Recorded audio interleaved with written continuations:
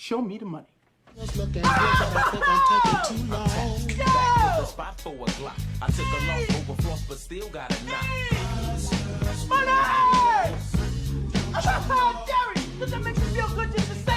All right, show me the money. NFL picks for week number 2 coming up here on the podcast. Join me today to get some picks in here and see if we can build on the successes of last week. Troy Mauriello is here. Troy, how are you? I'm good, Mike. Thank you for having me on. Like I said, love coming on at this time of the year. Football's back, and excited to make some picks. Yeah, for those of you who are haven't heard from Troy in a while, he's one of the researchers on the Carton Show on FS1 in the mornings here. So I'm sure Craig was not thrilled about the Aaron Rodgers situation after week 1. Yeah, obviously sucks losing your hopeful franchise quarterback or the guy that you hope to lead you to the Super Bowl, forced them into the season, but.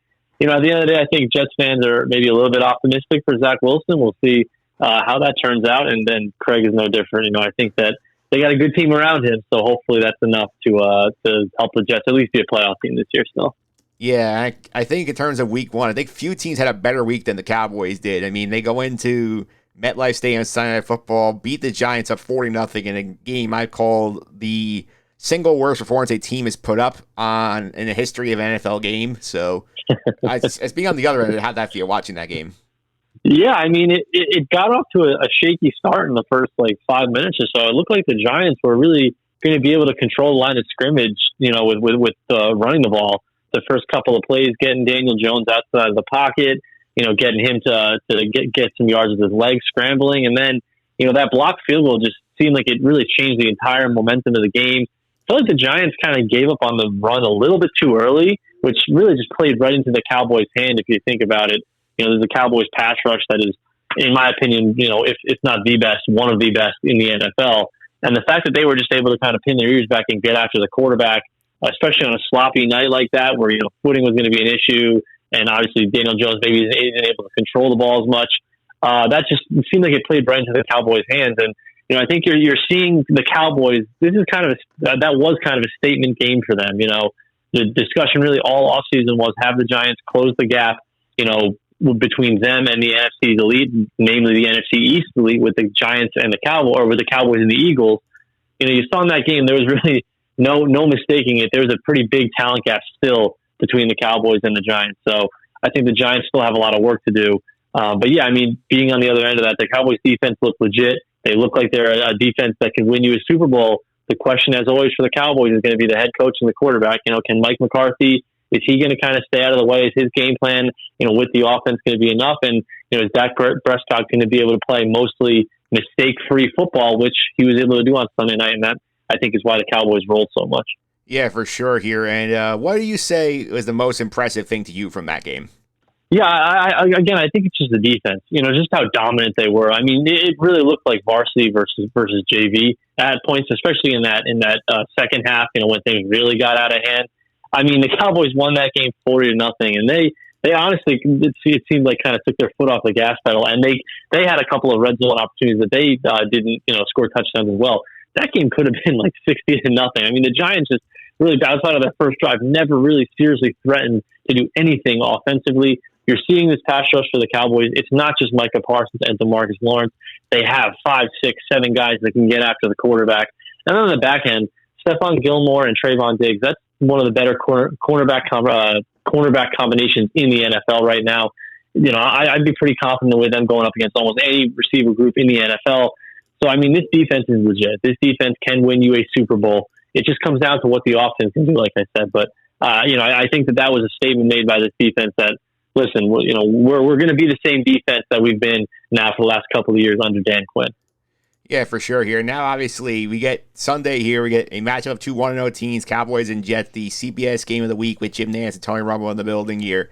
Obviously, takes a different tone with Aaron Rodgers out for the year. Aaron Rodgers has tormented the Cowboys over the years. So what do you think about this game now? Because obviously, Zach Wilson, the quarterback's a huge benefit to the Cowboys. At the same time, the Jet defense and running it still looks formidable. Yeah, and as a Cowboys fan, of course, it makes the game a little bit easier facing Zach Wilson. That goes without saying. But you wanted a chance to kind of take on Aaron Rodgers. You wanted a chance to kind of beat that boogeyman that Rodgers has been towards the Cowboys for a couple of years, but obviously no one cares about that.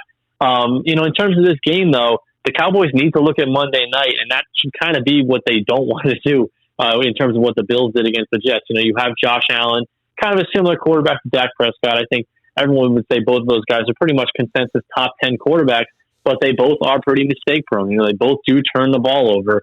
Last year, basically number 1 and number 2 in turnovers in the NFL. I'm not letting Dak Prescott do what Josh Allen did on Monday night, which was give Zach Wilson and the Jets a lot of short fields and a lot of easy scoring opportunities. If I'm the Cowboys, I'm calling a conservative game plan. I'm taking the ball out of Dak Prescott's hand. I'm running the ball. If it's 3rd and long, I'm checking down. I'm throwing it short of the sticks, and I'm letting my defense try to win me that game because I don't think Zach Wilson can go 10 plays, 70 yards 4 or 5 times in a game without making a mistake, because we just haven't seen him do that yet. Really at all in his NFL career. So I'm making him do that. I'm making Zach Wilson play mistake-free football. I'm making Zach Wilson try to beat me on the defensive end. I'm doing everything, selling out to try to stop the rushing attack with Dalvin Cook and Breece Hall. I'm not letting those guys beat me. I'm trying to do everything in my power to make Zach Wilson try to beat me, because right now that's really the only massive weakness that the Jets have. The defense, as you saw on Monday night, is legit. They're almost, I would say, just as legit as the Cowboys defense. The Jets have the skill position players on offense.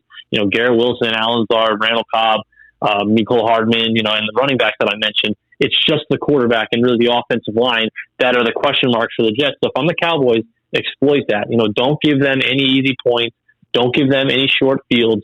Play a conservative game and, try to get out of there with, a 24-10 win or something like that.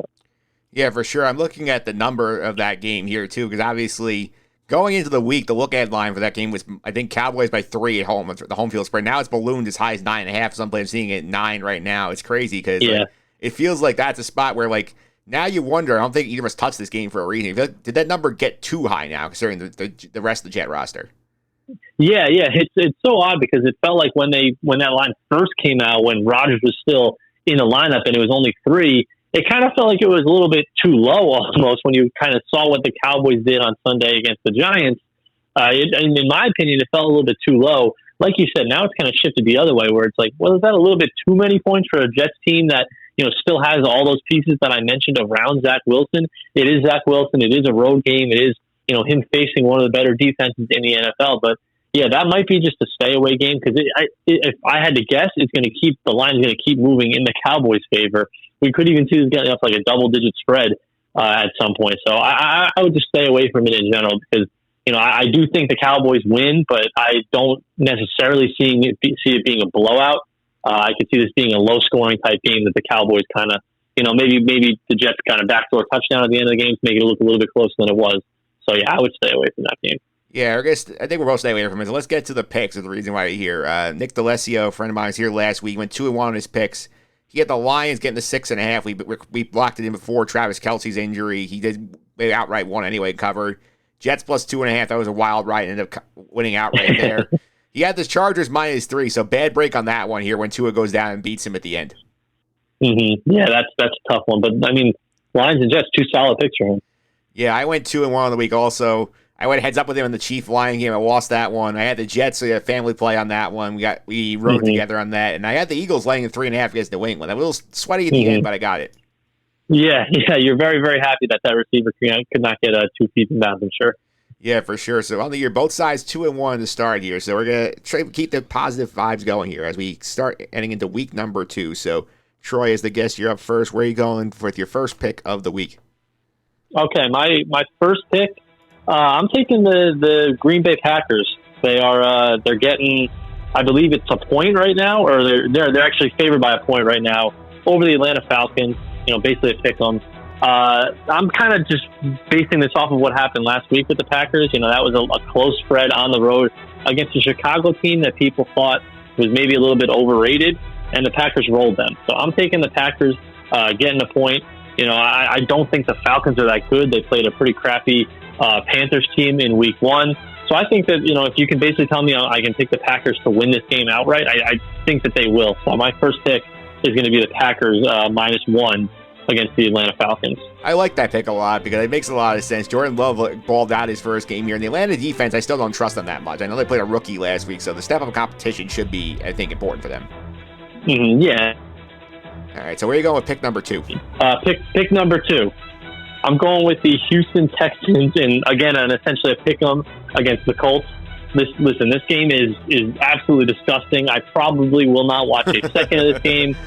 If it's on the red zone, I'm going to hope that they change it quickly because I don't want to see a second of this game.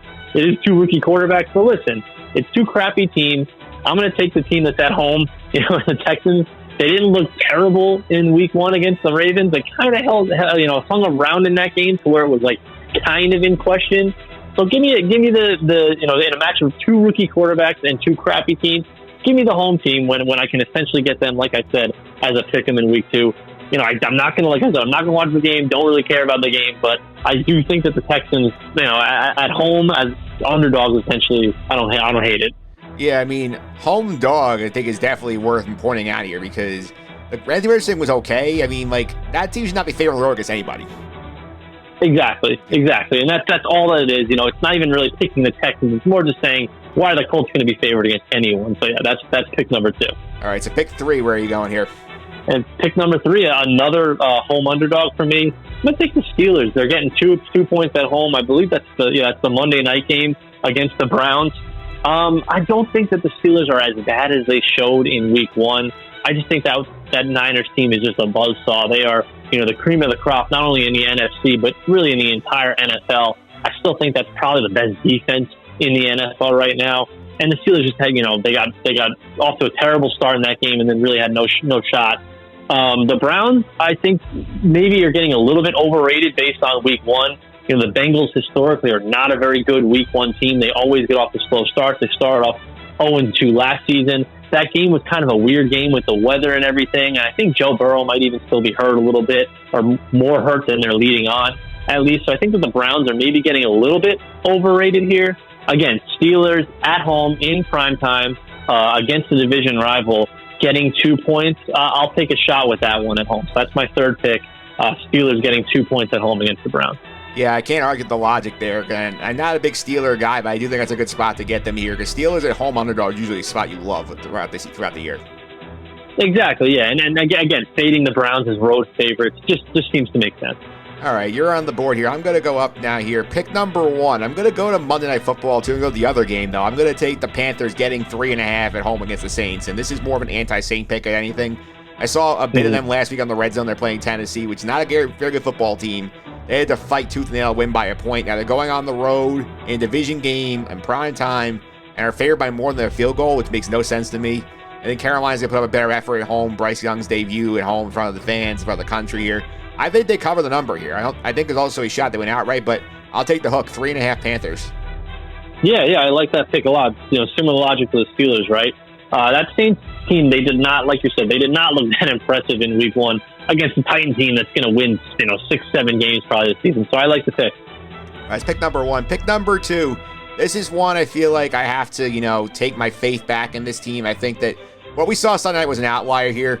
I'm taking the Giants laying the 5.5 against the Cardinals. I feel like at this point, Arizona's a bad team. They're starting Josh Dobbs. Brian Dable's ripped into this team all week about, hey, we're much better than this. I think come out and beat the hell out of the Cardinals. And if they don't, the Giants have big problems. So I'm going to keep my faith in Dable. I'm going to lay the 5.5 points at the Giants. Yeah, you look at the Giants, schedule to start off the season, their first 6 or 7 games. It is very, very tough, very, very intimidating. This is like the one gimme game that the Giants have. They got to win this game really to keep their season alive. So taking a team with kind of its back against the wall in week 2, and it's only a 5.5 point spread, I like it. All right, that's pick number 2. Pick number 3, I'm going to go at a road team here as an underdog getting the hook. I'm taking the Commanders getting 3.5 in Denver against the Broncos. And Denver did not look very good last week against the Raiders, who are a team we do not think is going to be very successful this season in terms of their build-up here. They lose to that team. Commanders coming in here off a win. They're getting a hook on the road. They play solid enough defense. Sam Howell can make enough plays. This could be a tight game, and I love the fact I'm getting the hook here, so I'll take the Commanders getting the 3.5. Yeah, again, similar, good logic with that one, right? The Broncos, should they be favored against anyone at this point? Like, is there anyone outside of maybe the bottom 3-4 teams in the league that they should be favored against? I don't think so. So I like the pick. Getting a hook especially is big. Yeah, so to reset the picks for the week here, Troy has taken the Packers laying a point in Atlanta against the Falcons. The Texans as home dogs +1 against the Colts. The Steelers home dogs +2 against the Browns on Monday Night Football. My picks, 2 underdogs. Panthers getting 3.5 at home on Monday night against the Saints. The Commanders getting 3.5 on the road in Denver. And the New York Football Giants laying 5.5 in Arizona against the Cardinals. Those are your picks for week 2 on the podcast.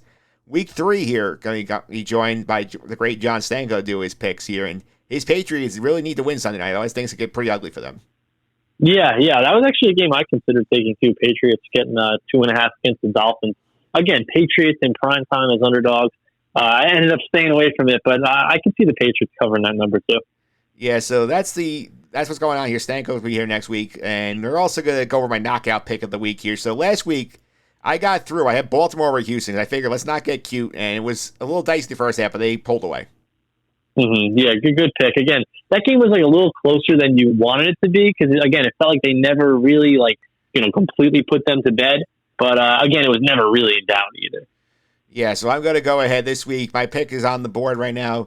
The Bills at home over the Raiders. And I think this is a spot here where if Buffalo is going to do what we think they're going to do this year, they're not losing at home with the Raiders coming off a loss. This is going to be a game where Josh Allen puts up 40 points. Yeah, safe pick. Raiders impressed me a little bit in week 1, but, going across the country against the Bills team that is, desperate for a win, I would say that's probably one of the safer picks you can make all week. Yeah, plus it's the 1 o'clock Eastern game, and the Raiders never do well when they come east and play a 10 a.m. body time game. Yeah, that's recipe for disaster for the Raiders. Yeah, that's for sure here. Troy, thanks for all the time. Really appreciate it. People want to follow you on social media. Keep on some of the stuff you're up to. How can they do that? Of course, yeah. You can follow me on Twitter at Troy Mauriello. That's TroyMauriello. You can check me out on Twitter if you're a big St. John's basketball fan. I do a lot of tweeting and some occasional podcasting about the Red Storm, so definitely check that out. All right, Troy, thanks for all the time. Really appreciate it. Thanks, Mike.